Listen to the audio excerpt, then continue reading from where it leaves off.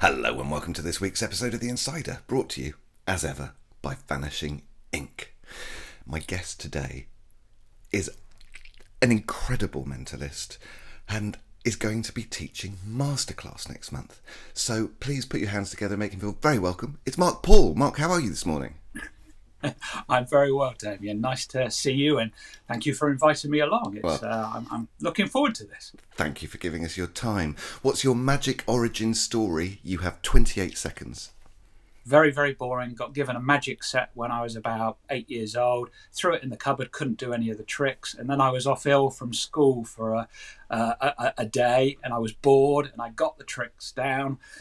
Took the old coin slide and made a coin disappear without knowing where it had gone. So the magic bug bit me. You fooled yourself. Like, oh my God, magic's real. How wonderful. And I never looked back since. I mean, obviously, I figured it out later, rattling it around. But no, never looked back. And it was, I think it was that magical moment that actually bit, why the bug bit so deep with me. Yeah.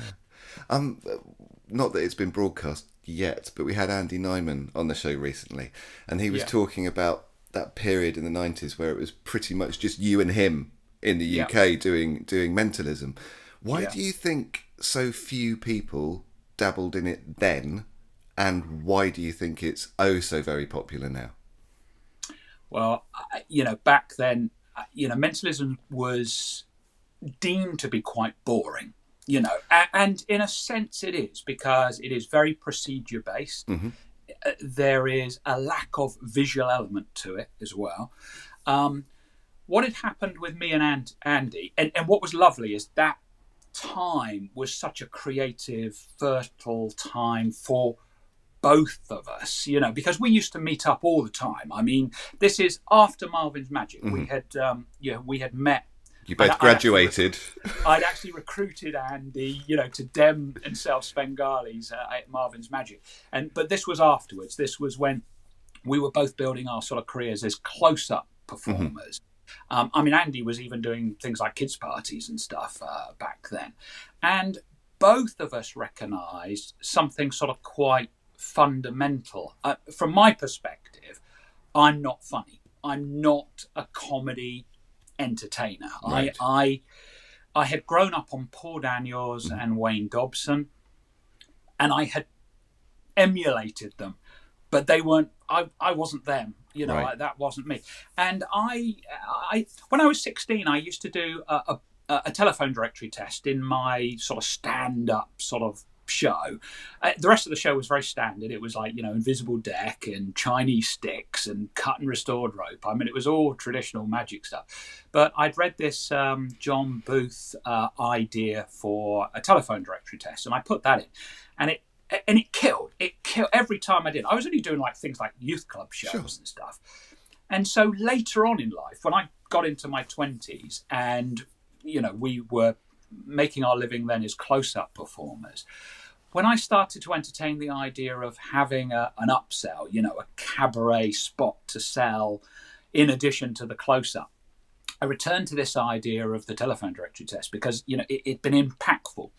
And recognising that I'm not a comedy performer, I thought, actually, the mentalism side of it is so strong. The material from that is available to mentalists is incredible, and I had grown up on a diet of watching David Berglas on TV, right, and recognising that whereas I could watch, say, a Paul Daniels Magic show, and I could see all the classics, I could see Aerial Fishing or Miser's Dream, or I could see these classics being performed, yes, in different ways, but they were there, and I could go to the Tarbell course in magic and look these tricks up. Yeah. But with David Berglas, I couldn't look this stuff up. There was, the methods weren't there. It was like, what's going on here, right? So all of this formative stuff that was going on when I was in my teens sort of came to a head when I was in my 20s, which is the sort of the 90s, So when I'm in my sort of mid-20s, I'm sort of looking at this stuff and thinking, actually, this is powerful stuff. This is where I want to go, And I've always strongly thought, if you're going to call yourself a magician, what you're aiming for is the wow moment. You've got to amaze your audiences. And I'm not against comedy magic. Comedy's great, it's fine. But if you're getting more laughs than you're getting wows, the reality is you're actually you're a comedy performer. You're a comedy performer with props. So stripping everything away, you end up with these sort of fundamental mentalism effects that just are hard-hitting wow moments that are impacting the audience. And Andy and I both recognised that sort of at about the same time, and we worked a lot together. A lot of what you're seeing in Andy's book, I'm looking down there because it's on the bottom shelf there. In Andy's book called Bulletproof, a lot of those chapters, they were stuff that we were coming up with, and he talks about that in the book as well. Things like there was a billet routine he came up with called Con Air, and I remember I can distinctly sitting in his in his lounge, and we were working on that routine. I can distinctly remember that, and I think there was only one other person at the time. It was Graham Jolly, who was making a career and making a living as a mentalist. And again, Jolly had been heavily influenced by El Quran. He was a massive El Quran fan. And I think probably Graham, I'd never sort of talked to him about this, but probably Graham had a similar realization. Graham is actually very funny, but he likes that impactfulness of mentalism. So he was the only guy, and both Andy and I had seen Graham, and we were huge Graham fans. And yeah, I think it just suited our personalities to go in that direction, really. So, we were both mentalists. What happened with me? Obviously, Andy went the route of eventually, obviously, the Objective Productions and advising for Darren and so on. And my route, if you think sort of the mid-90s is when we're starting to become mentalists. And for me, in the space of about 18 months, I transitioned from being a close-up worker to being an after-dinner cabaret entertainer. And I did that just through upselling. It was, that somebody booked me for a close-up, and I'd say, free of charge, I'll add on like 10 minutes where I'll do something for the whole room. And then it was like, for an extra £200, I'll do something for the whole room. And then for an extra £500, I'll do something, I do 20 minutes for the whole room. And then and it got into, and I think another driving factor is, for me personally, I was a bit burnt out as a close-up performer. This is in the days when, we were working almost every single night, in London. And it was exhausting. It was very lucrative, but very exhausting because there was a limited number of close-up performers at this time. It's not how it is today, where there's a lot of close-up people. There were only a handful of people who were actually doing close-up as well. So, I wanted to abide by my strict rule. This is a rule I've lived by all my life. Because possibly fundamentally I'm a little bit lazy. So actually my rule is to work less for more money. And the idea really of transitioning into the after-dinner cabaret market, that seemed to fit that criteria. You could charge more, but you were only turning up to do a 40-minute or 45-minute spot. So, I not think, having to interrupt people. Does that answer the question? That might have been No, it doesn't answer the question in any way. Although it was very interesting. What I was wondering was why you think so few people were into mentalism then, and now it's so popular. All right, well, let's give that a short, succinct answer on that. You see, that was to do with the perception that mentalism's boring. Right. I think, and it's sort of less interesting than magic. You get involved with the sleights, and there is this visual aspect of magic, and mentalism doesn't sort of really have that. And I think because of that, it draws less people to it. I also feel you have to be a stronger personality. It is much more about you than it is about the prop or anything else. It's actually quite a rawer form of entertainment. You're more naked, bit more. So I think that was where the lack of attraction was. And then of course the popularity is purely because of Darren. Darren breaks through, and just prior to that, before that, you had David Blaine breaking through with, yes, it's close-up stuff, but there was sort of mentalism elements to it as well that Darren picks up on, or the objective team rather picks up on. They find Darren and they go that route with it. And purely because of Darren, it now explodes. Now you've got, everybody who wants to be a mind reader, a magician mind reader. Yeah. I remember actually advertising on corporatemagicians.com. This is going back years. This was Duncan Trillo's site. And there used to be like 20 people on it.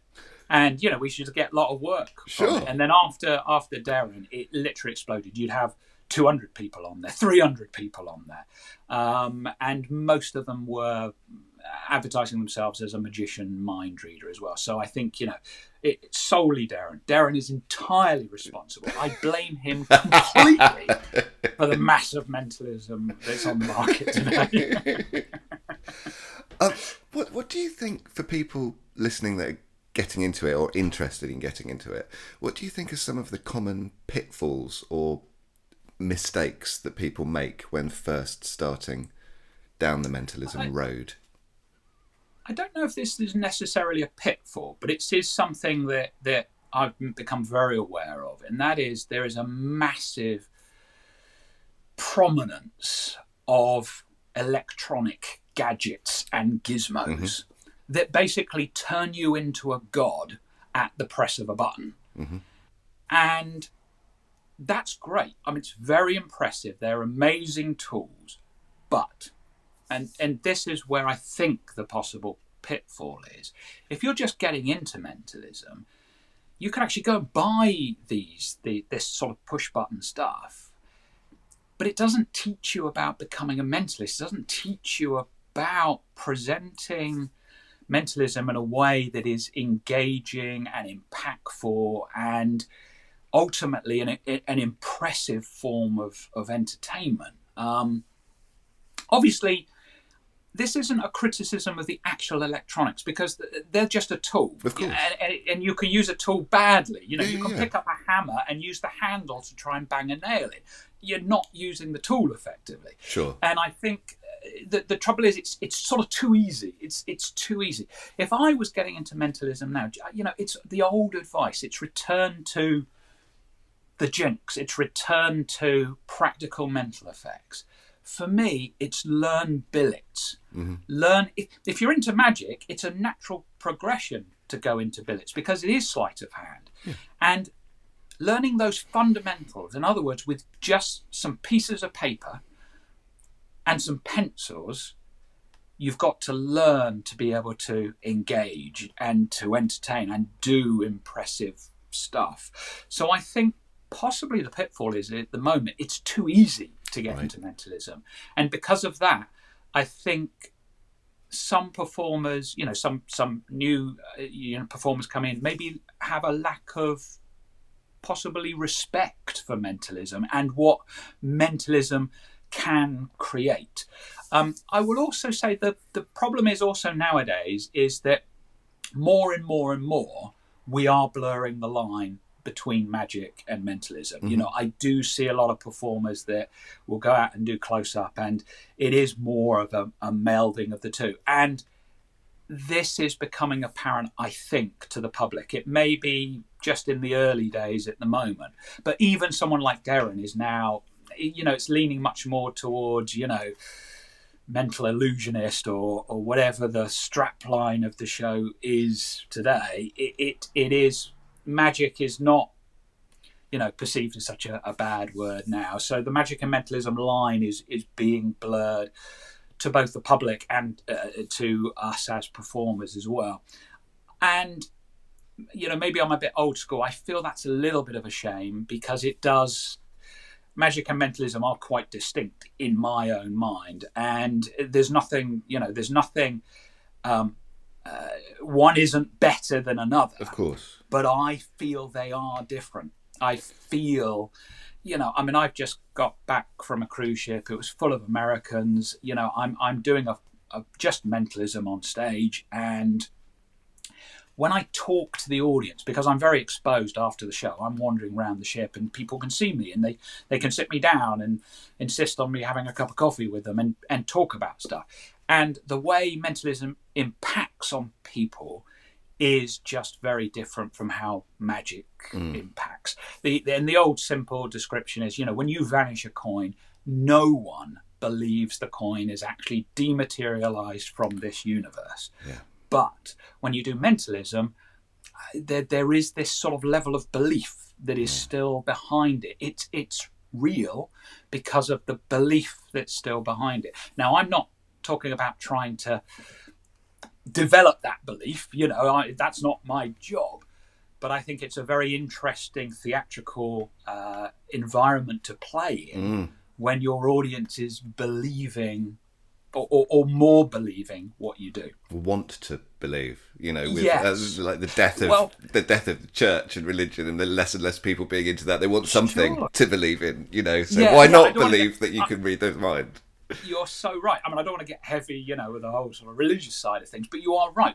We as human beings, we want to believe that there's something more. Yeah, it's almost intrinsic as to what we are as a species. Yeah. We want to believe in it. Yeah. So I think mentalism taps into that in a way that magic used to in the past. You go back to the days of of witchcraft and all of that stuff, but it doesn't do it so much now. And I think that the it's not a problem and it's not a danger. I was going to sort of use those words, but the thing that is happening, the challenge possibly that's happening now, is that because magic and mentalism is blurring, in the future it'll all be just lumped in as tricks and fun and that sort of thing. So I think that believability is eroding even as we speak.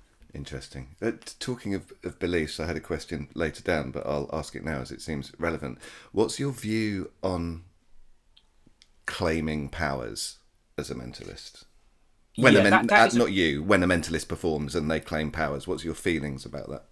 Yeah, that's a very good question, and it is something that each mentalist personally has to consider at some time, because of exactly what we've just talked about. There's a bit more responsibility to you as a performer, because there will be people in your audience that are believing what you're doing, and because of that, you're reinforcing that belief. You're the proof. You're demonstrating it.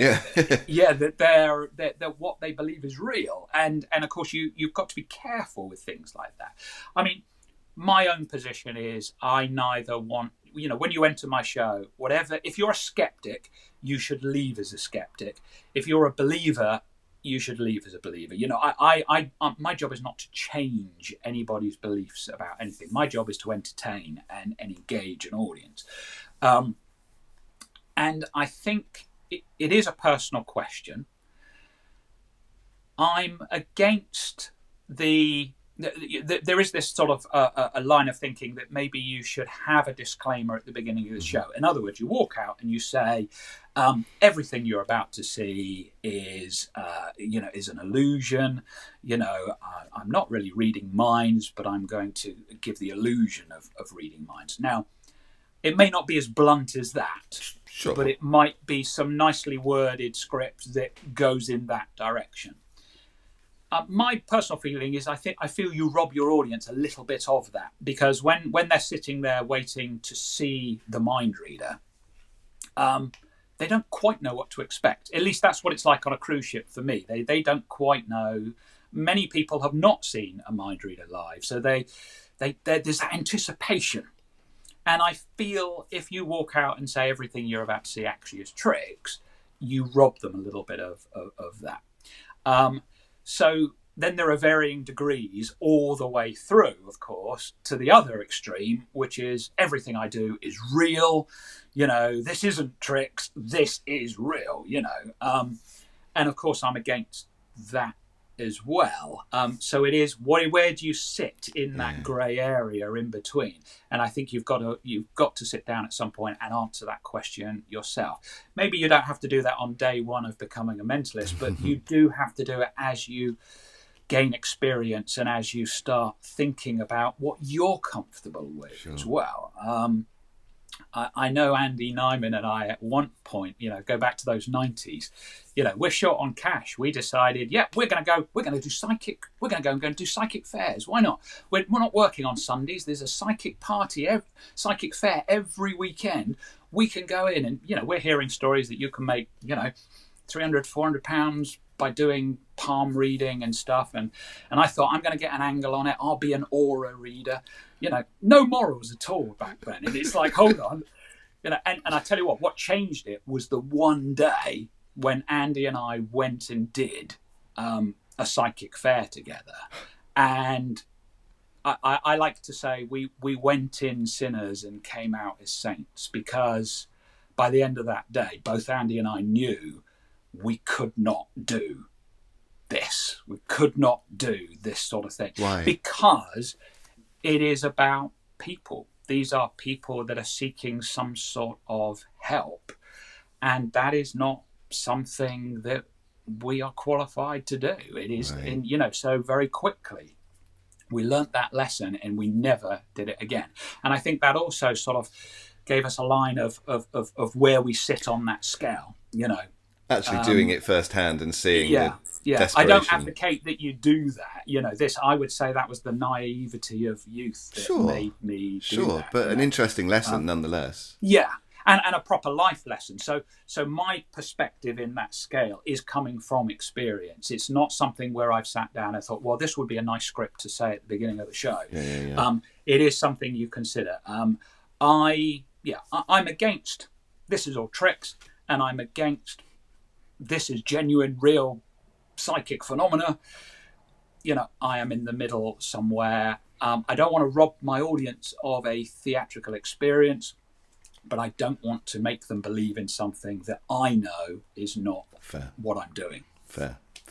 You mentioned Animan and the Jinx, and obviously there's 13 Steps as the other one that everybody always talks about. What other mentalism books would you think that people getting interested should experiment with? Do you know, that's a really good question, because people don't ask that question. It is the standard advice of 13 Steps and Practical Mental Effects. The first thing I will do is say, not Practical Mental Effects, actually, but the original Jinx, where, you see, what Practical Mental Effects is a collection of effects from the Jinx. And actually, there was a load of stuff missed out. So if you go back to the original, what we're talking about is these are, this is all the sort of old style. These are the original. Each month, Animan is bringing out one of these. Now, you might not have the originals, but that doesn't matter, because I know, for example, there's a project going on now, actually, that somebody is Julian Lysander.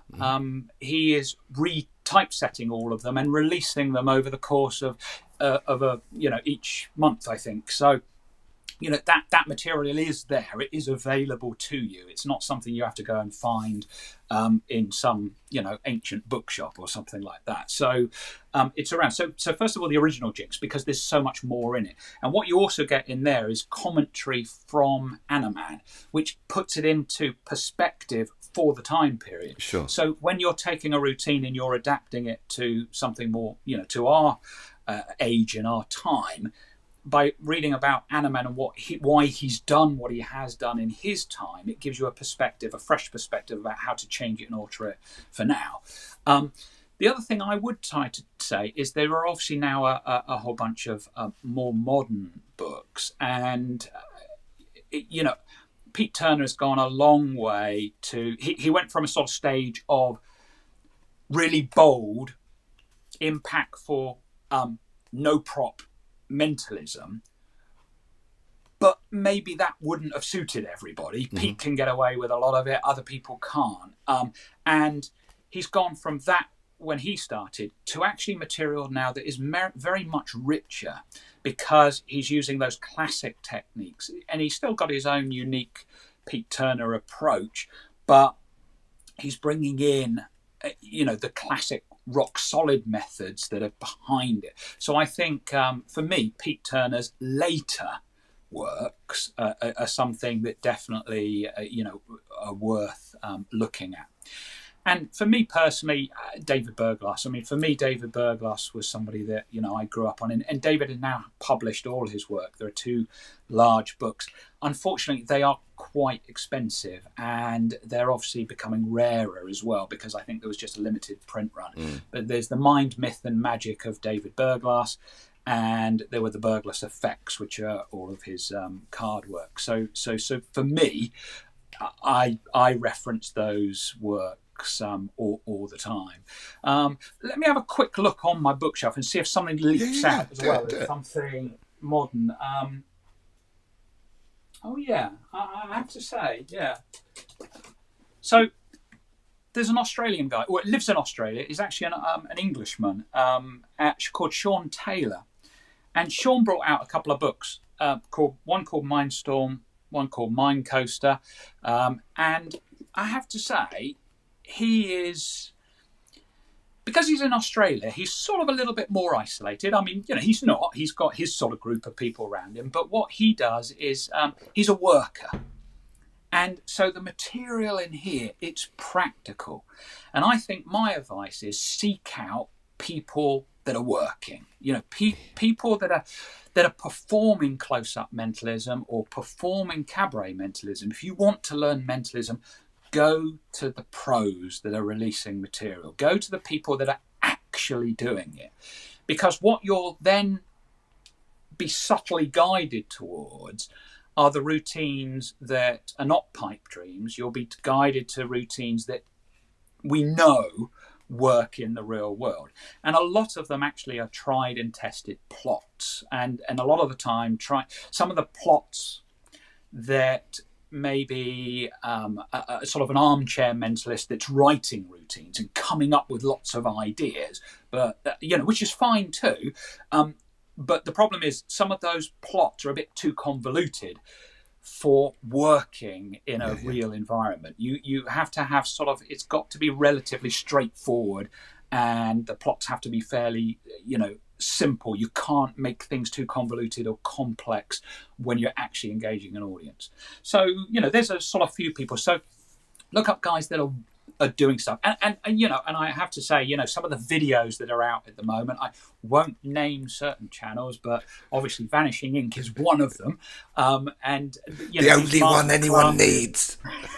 These masterclasses, you've got people that are unbelievable pros. These are people that have worked for years, and they're releasing their material on these video platforms. So, it's phenomenal. I mean, it's phenomenal. You've got access to people that you never used to have access to. I mean, when I was a kid, I'm looking for magic books. There's nothing anywhere. There's no internet.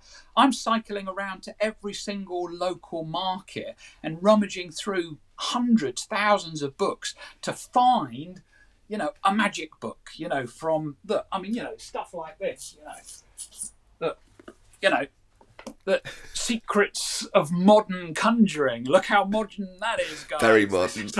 I mean, look, it's falling apart. But, I picked that book up when I was probably 14 or something, and was really pleased to have it because that's what I had access to. I had access to stuff like simple conjuring tricks, by Will Goldston, though. Will Goldston. So, this is stuff I grew up on. And I think today you've got to be more selective. You have to be more selective because there is a deluge of material that is out there. And just by definition, some is going to be better than others. So my advice is, look for the people that are actually working, the people that are actually doing it. And I think you'll get better advice from them. Fantastic.